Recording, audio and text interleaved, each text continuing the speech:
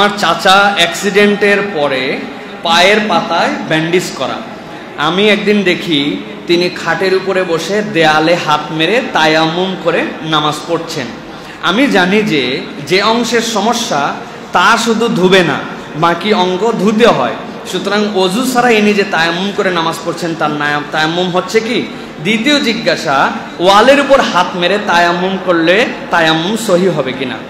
প্রিয় ভাইরা, প্রথম বিষয় হচ্ছে এই জায়গাতে যে কোনো ব্যক্তি যদি অসুস্থ হন অথবা কোনো ব্যক্তি যদি সফরে থাকেন, কোনো ব্যক্তির যদি শরীর এতটা খারাপ হয় যে ডাক্তার তাকে বলেছেন যে তার জন্য অজু করলে ক্ষতি, আল্লাহ বলছেন ওয়া ইন কুনতুম মারদা ওয়ালা সাফারিন আও জাআ আহাদুম মিনকুম মিনাল গায়ত আও লামাসতুমুন নিসা, আল্লাহ বলছেন তোমার যদি এই হালতগুলা হয় ফালাম তাজিদু মান ফাতায়াম্মামু, তাহলে পানি না পাইলে তুমি তায়াম্মুম করবে। কিন্তু এই ব্যক্তির যতটুকু বোঝা যাচ্ছে যে তার হাতে সমস্যা নাই, মুখের সমস্যা নাই, আরেক পায়ের সমস্যা নাই, তাহলে কিছু অংশ যে অংশটুকু ব্যান্ডেজ করা, তাহলে এই লোক যদি পুরা তায়াম্মুম করে সালাত আদায় করেন তাহলে তার সালাত আদায় হয় নাই, তাকে নামাজ দোহরাতে হবে। কেননা তার জন্য শর্ত বাকি অঙ্গগুলা ধুয়ে ওই অঙ্গটুকু মসেহ করা, কিন্তু উনি পুরাটার মধ্যে তায়াম্মুমের বিধান নিয়ে চলে আসছেন।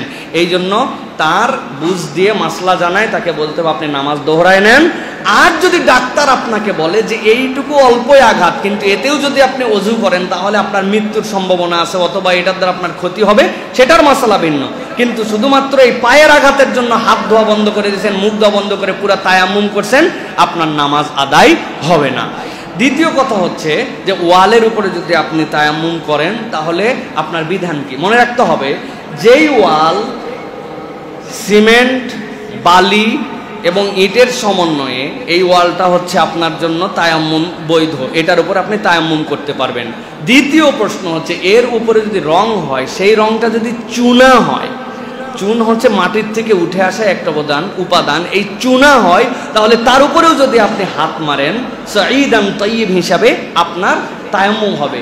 কিন্তু এই ওয়ালের উপর যদি প্লাস্টিক পেইন্ট হয়, এনামেল, অ্যাক্রিলিক তেল রং হয় যেটা একদম চকচকে, তাহলে এর উপরে সাঈদান তাইয়িব, কোরআনের ভাষায় উপরিভাগ যেটা মাটির, এই হুকুম আসবে না, তাহলে এর উপরে হাত মারলে আপনার তায়াম্মুম হবে না।